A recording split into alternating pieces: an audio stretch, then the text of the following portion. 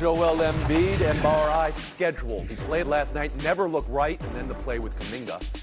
Did the 65-game minimum, and people ripping him for ducking Denver, Woody Page, forced him into action when he was less than 100%. And NFL news today, Seahawks hiring Michael McDonald as head coach. The Ravens defensive coordinator starting a new Legion of Boom for the Seahawks. All right, old guys, who's got a Michael McDonald yacht rock? Let me hear it. I keep forgetting we're not in love. There you go, Adonde. Let's go around the horn. Stone, you got it? Woody Payne? No. Clint Yates? You may go there. I dress for yacht rock. I don't sing yacht rock. There's a difference. I'm going to be there for any Michael McDonald reference, even though it predates me a little bit, too. It's the NFL news today. Seattle Seahawks making their hire. Ravens defensive coordinator Michael McDonald, 36 years of age, the youngest head coach in the league now. First-time head coach, 6-year deal. He was coordinator of the #1 defense in football this past season, and boom, Seattle goes boom again in their post-Pete Carroll Legion. Clinton Yates around the horn to you on Seahawks hire of Michael McDonald. I like this hire a lot. Oftentimes in the NFL, we think about teams who grab guys and you say, oh, that was a bizarre reach, or another reach out of another person we've heard about for so long. This is a young man who's really built himself up in coaching circles and done quite well. Points per game, sacks, and takeaways. The Ravens, #1 in all those. We're talking about a team that really put together a nice blend of rookies and veterans to get something out of that unit that ultimately did not cost him anything in the playoffs. So for me, I think this is a smart move for Seattle. You go from the oldest coach to the youngest coach, and something to look forward to in the brand of football that you know that your fan base is used to. Good hire. So you like that the defensive hire is their identity again for this franchise. Woody Page, how about you? Well, it has a past logo of being a great defensive team, and that's what they're trying to get back to that they had when they went to the Super Bowls. And you've got the best defensive coordinator in the league this year to come out to Seattle, a guy who started coaching when he was a teenager because he had an injury when he was in high school, and he became a high school coach while he was at Georgia and got a master's degree in sports management. Wiki Page here. Listen to this. In 2014 with the Ravens, he's paved his way. Just because he's young, he's kind of a Mike McDaniel kind of hire, seems like to me, that they want to bring in a young guy who's going to bring back the kind of defense that they once had. J.A. Adonde on the Seahawks hire of Michael McDonald. It's the rare time that somebody's coming off a playoff loss and gets hired, and you're not looking back at the last playoff performance and going, I don't know, some questionable decisions out there. No, you're right. They held Patrick Mahomes and the Chiefs to 17 points. It wasn't the defense that was the costly unit in that last game. It's funny. It kind of reminds me of the beginning of Pete Carroll's head coaching career when he was a young head coach, 43 years old, coaching the New York Jets. That didn't go so well, but it was the start of a great career for him, maybe to be the same thing. Well, Seattle, I hope, wants it to be a great career for him in Seattle. Kevin Blackistone, I turn to you. First, real quick, this landscape of coaching hires, right? It included some of the greatest names and the greatest name of all time, Bill Belichick, Pete Carroll, Mike Vrabel, and now we're seeing another team go away from that, Michael McDonald to Seattle. Your thoughts? Well, you know, for them, it might make sense. You're talking about the 25th worst defense in the league last year. You're talking about a defense that was 29th in defensive EPA the last 3 seasons. So this is one area that maybe a coach like this who's been as impactful doing what he does can make a real difference quickly. They can't change their offense. They've got a 33, 34-year-old quarterback in Geno Smith. They don't draft until 16th in the first round. Who knows if you can get a quarterback that late? A lot of cold water you're pouring on this franchise right now. So, well, I'm just saying they did what makes sense for them in their situation. So I'm not going to hate on them for going with a defensive guy and not going for one of those other more legendary coaches that's out there. One franchise remaining. And so, does anybody know? You almost forget. Washington still in need of a head coach. And there's been no leak here. We don't know who they like. We don't know if anybody likes them. Again, some of the greatest names of all time are out there. But is there buzz here in your hometown, Kevin Blackistone, for the head coaching position of the Washington Commanders? I wouldn't say it's buzz. There's a lot of wonderment going on right now because it looked like that they were going to turn to Ben Johnson. Ben Johnson goes the other way. They interviewed Slowick. He's gone the other way. Everybody who they've tapped on the shoulder has seemed to go the other way. The only name left right now is Anthony Weaver, the assistant coach with the Ravens, who's a defensive guy, and Eric Bieniemy, who's right here in the house, who you would think, who was brought in here to go from being OC to HC, would make that leap. And they still haven't. They haven't given committed him to that. that. His year this year, the shine off of him in some degree. But Clinton, you're a native Washingtonian. We've heard two coordinators refuse the job or pull their names out of the job. What does that mean? Nothing to wonder about at all, KB. It's one of the worst jobs in the NFL, and it's been so for 20 years. You're going to have to overpay in order to get the guy that you want. That's a fact. But the number 2 pick in a quarterback-heavy draft and a new ownership, and it's still one of the worst jobs. And a bottom 10 offense with a terrible, crumbling stadium. Trust me, not everything is good about that. If you've already got a cushy situation elsewhere. That could have been said for Houston last year. New coach, new quarterback, things can change, Clinton. This is your franchise, Clinton. Things can change. Have you been there recently? Come on, that's the whole point. If you've already got something here. I that haven't you like, defected from going LA. there I'm is still not in the move DC. unless it's for big cash. We've been Horn. We'll move on. Basketball now. Golden State 119, Sixers 107 last night. This is about Joel Embiid. He played despite being a game-time decision, and he played after 2 DNPs, but he looked slow and without explosion, had 8 turnovers, some bumps. I'd call him fluky. Maybe you think of him otherwise with Draymond Green, and then caught under Kuminga, another fluky play. He went to the locker room and never returned. There's the oof of that, and that'll need an MRI now. But also this is my question. Is the pressure to play from the mocking he received for not playing Saturday in Denver and the 65-game rule putting him and the Sixers in a bad spot? Around the horn to you, Jay Adonde. Absolutely, and last night's games inadvertently turned into a showcase for the problems with this 65-game minimum. Joel Embiid literally did more harm than good by being out there. And let's hope the MRI results aren't too bad. In the first game, the Pacers at the Celtics, you had Tyrese Halliburton, who clearly wasn't ready for a full return because he had a minutes restriction and couldn't finish the game, and they wound up losing. So if the NBA is going to entrust the media to determine what constitutes the most valuable, the media gets to decide what's most valuable. They should be able to decide how many games is sufficient. You're going to tell me if Embiid plays 64 games instead of 65, that would make that much of a difference of whether he should earn the MVP or not. And he's got to want it, right? He's played well enough to put himself in the conversation. You would hate to have it taken away because he can't play the minimum. But your read on this, it's more about the 65-game rule or about the scrutiny he's received in the last week, especially in that Denver game, Jay? He can't make up for it. I mean, the 65-game rule, again, you don't want to waste an MVP-type season for this arbitrary number. I don't think he was out there to prove anything. He said he can't prove anything to the people until he wins some more playoff series. Woody Page, you were among the many voices after he ducked was the popular word, but DNP'd versus Jokic in Denver on Saturday. Do you believe that's playing into him playing last night? No, I don't think so. I think it's been a case of you got Maxey out also, that he had to feel like he wanted to come back against the Warriors. It was a game they could win on the road, unlike in Denver that it would be expected. He's only played here twice in his entire career. And, yes, I think he deserved to get chagrined about not playing here. And I think he came back, and he's playing in Salt Lake City. Supposedly tomorrow night, and that's not going to happen. I think he's going to be sidelined. But he said at the beginning of the year, the MVP, he's now won it. The only thing that matters is winning the championship. They need to get him ready to play. That's what he has said. Because if he has injury, but do you believe, and I turn to you, Clinton Yates, that the franchise and Embiid are viewing this differently now? They have said everything is about the playoffs and the championship. Him playing last night, less than 100% in your eyes?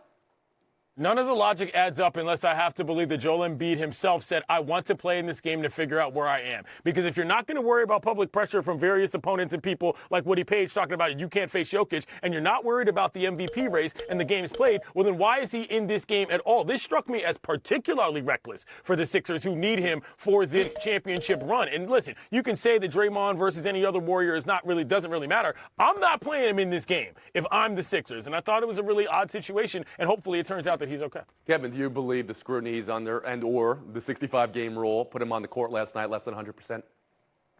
I don't think it did. I think more likely it was the fact they lost a few games in a row, and maybe he wanted to put an end to that particular skid. I don't think there's causation between the 65-game floor that is there now and that weird injury that happened to him last night. However, I will say this. When he just went down on his own and kind of grabbed that knee, which he rested the last couple of games, I think I would have taken him out the game. Right, that was when it was underneath the rim. He went up for a block. There was no contact, and he's grabbing at his leg. Adonde, I'll give you the last word on Joel Embiid. You almost wonder, if Maxey was out, if you just write this off as a schedule loss. You're on the road, and rather than going out and forcing it, just say, hey. Wasn't that what they did in Denver, though? And that's when he took all the heat from Woody Page. Woody, I'll give you the last word at the horn. Yeah, I felt sorry for him last night. He came out, and you could tell right away. He ended up going, 5 for 17? He wasn't ready to play. He was shooting three-pointers and mid-range jumpers, and he should have gotten taken out of the game earlier. But Nurse said, we're following the procedures that we always have. You should stop following those procedures then. Wait on the MRI. We'll take a break right now. Buy or sell next. Clean slate, also known as clueless. Trust me on this. Lay's taste like winning the Super Bowl, bruh. Nah. Go ahead, grab one. All I do is win, no matter what. Two, like sands through the hourglass, LeBron emoji. What does it mean? 2 games ago, LeBron just about as mad as we've ever seen him on the court. Last night's response to the 16-point loss to Atlanta was the emoji and this after the game. On any given night, beat any team in the NBA. And then on any given night, we get our kicked by any team in the NBA. Clinton, where are we with LeBron and the Lakers today? He's right. These are the days of our lives, but unfortunately, there's not a lot that the Lakers can do about it. They're maxing him out in terms of minutes. This team isn't very good. AD doesn't play enough. And for all these Laker fans who seem to think that there's this talent rotating out there in the universe, who are you going to get? Who are you going to trade for him? And how's that going to happen? This is a team that just plain needs to get better, but this is also why I think they're a better playoff team than they are night to night against different opponents. Well, that's interesting, and that's LeBron's point, that we could beat anybody in any night, and you think in the playoffs. Yeah. You say AD doesn't play enough. You know who's played the most games in the NBA over the last calendar year in 12 months? Anthony Davis. I'm a test. Yeah. Okay, how about that? So, Woody Page, to you. 2 points to be made before the season. LeBron said, this is now Anthony Davis's team. Problem is, Anthony Davis has missed 3 games, and they lost all 3 of them. The other point was, Devin Ham said, we're going to reduce his time to 28 to 30 minutes. Well, guess what? He's only played less than 30 minutes in 9 games this year. He's averaging almost 35 minutes a game. So those are the problems. He's noticing that he's getting close to the end of his career, and he better have a team around him that can do it. It almost makes sense, Tony, that he would be asking for a trade to a team that can win the championship. Oh, is that how you interpret the emoji? All right. Well, some have suggested that before. Jay Adonde, your read on this. Tony, you asked where we are. We're getting near the All-Star break, and it's the time of the season when LeBron tends to send out his passive-aggressive tweets or statements. Remember, that was the time when he had the Kevin Love fit in, fit out tweet, or a couple years ago in Cleveland when he kind of mused about finishing his career back there. He's not going in there. He does want to make sure the Lakers are, looking over under every stone and all that stuff to do the best they can to improve the team, but it doesn't mean he wants out. Kevin Blackistone. I mean, it just means the time is running out, not only on the team, but also on his career. And I think, I think the ability to make a change this time is even less. So they're in a real pickle. And we didn't mention the criticism of Darvin Ham as well. I mean, he's been picked apart for the lineups that they put out there, for who he started, who he hasn't started, and how that's impacted the win-loss record for this team. Just give me one move they can make, though. I mean, you always hear they're linked to every player, and then it's just like the offer they could put out there doesn't even rise to the occasion. Clinton, I'll give you the last word here. That's what I'm saying. This is kind of a solutionless problem. Unfortunately, LeBron is basically their best talent evaluator that they have, but he's also their best player on their team in the overall administration of the business. So that's a difficult situation. Buy or sell, too. The team with the best record in January in the league, anybody? It's right there on the screen, people. The New York Knickerbockers. It's time we talk about the Knicks. 8 straight wins, 14-2 in January, throttling people since the OG Anunoby trade, and now winning without Julius Randle, whose injury has him out, but is not as severe as it could have been. It's going to be shorter than weeks or months. So, Woody, will you dare call these Knicks the scariest team in the Eastern Conference? In the Eastern Conference, but not in the NBA. Those Clippers are about to become the first-place team in the Western Conference, and the Knicks are frightening opponents, winning 8 in a row and having that great record in the month. But without Randall, with that shoulder injury, that begins to scare me a little bit of how long he's going to be out, because they've had a really good run here.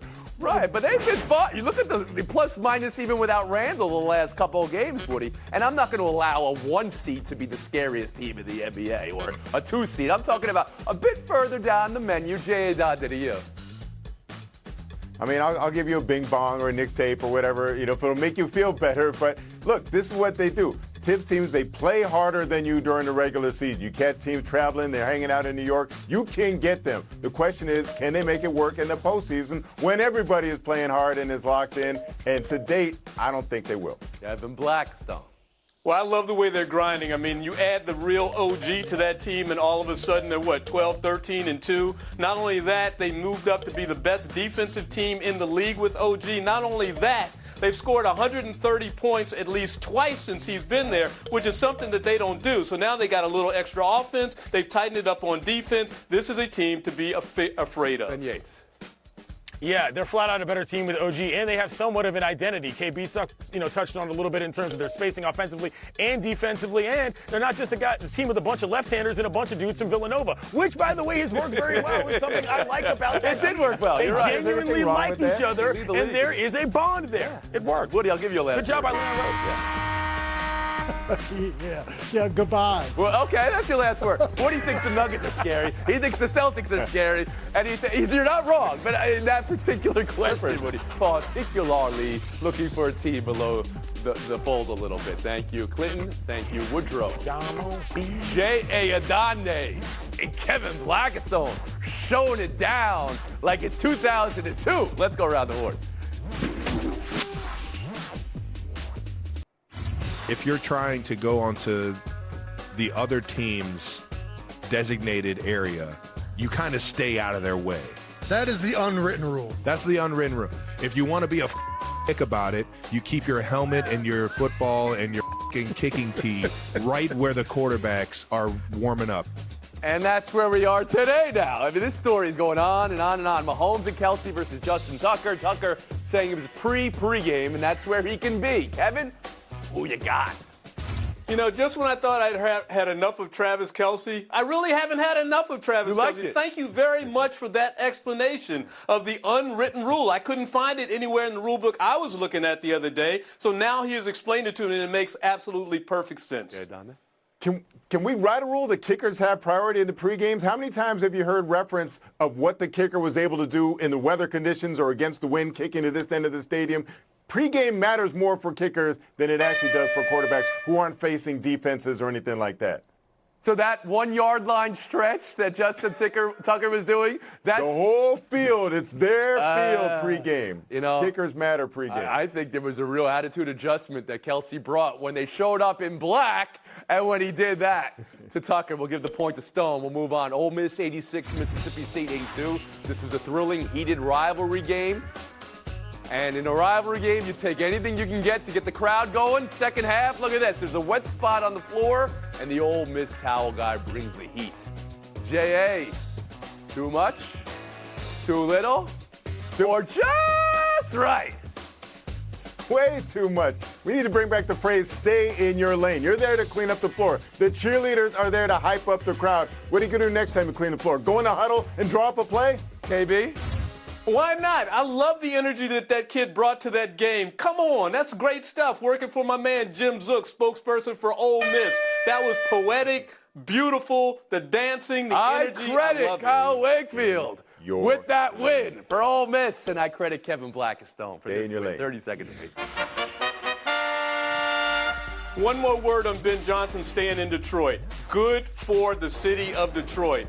Just a reminder that it is no longer this city that's just falling apart. It is overcoming that largest municipal bankruptcy in the history of U.S. and the history of this country that it had. People are actually coming back to Detroit now, and that's why I like this for them. Put that place back on the map. Cadillac Hotel, beautiful place. Love it.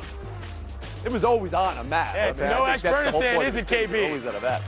Baker One of the USA. Detroit's got some all-time greats. America in Detroit. We'll see you tomorrow.